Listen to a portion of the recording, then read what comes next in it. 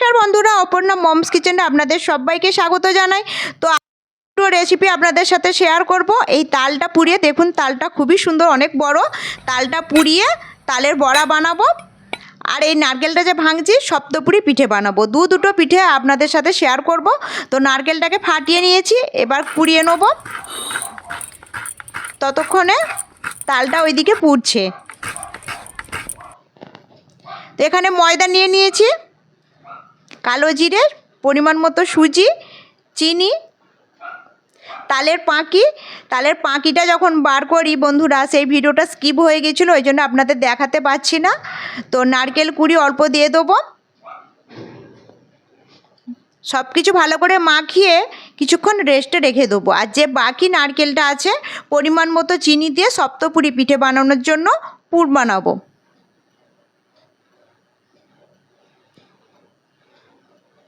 চারটে এলাচ ফাটিয়ে দিয়ে দিয়েছি, আর কিছুটা আমল দুধ দিয়ে দিচ্ছি।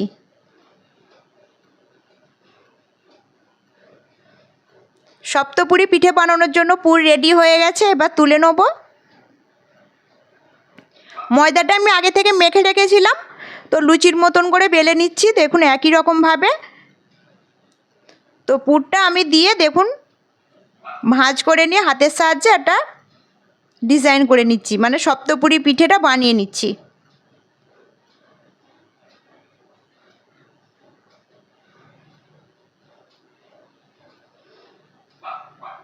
দেখুন এখানে সপ্তপুরি পিঠেটা রেডি হয়ে গেছে। তো এই একই রকম করে মানে আমি সমস্ত সপ্তপুরি পিঠেগুলো রেডি করে নিয়ে তেলের মধ্যে উল্টে পাল্টে লাল লাল করে ভাজা ভাজা করে নিচ্ছি। একই রকমভাবে সবগুলোই ভেজে নেব।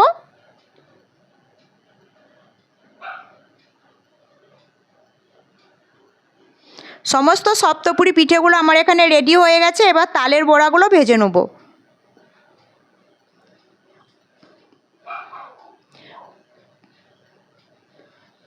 কড়ার তেল গরম হয়ে গেলে একটা একটা করে বড়াগুলো ছেড়ে দেবো তেলের মধ্যে।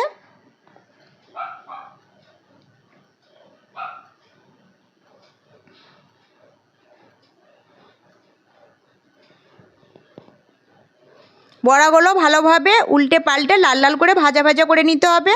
তো দেখুন বড়াগুলো এখানে ভাজা হয়ে গেছে, ছানটা দিয়ে তুলে নিচ্ছি।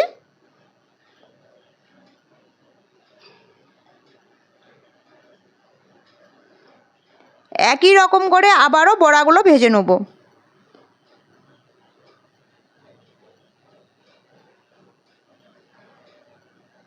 দেখুন বড়াগুলো কত সুন্দর মানে ফুলে বেড়ে গিয়েছিল।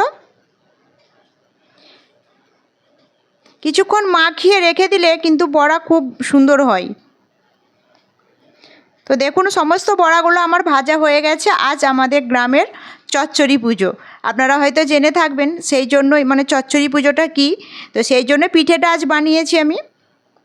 তো আমার এখানে সমস্ত পিঠে রেডি হয়ে গেছে। আপনারা চাইলে আপনারা এইভাবে তালের বড়া আর সপ্তপুরি পিঠে বানিয়ে খেতে পারেন। আজ এই পর্যন্তই, টাটা।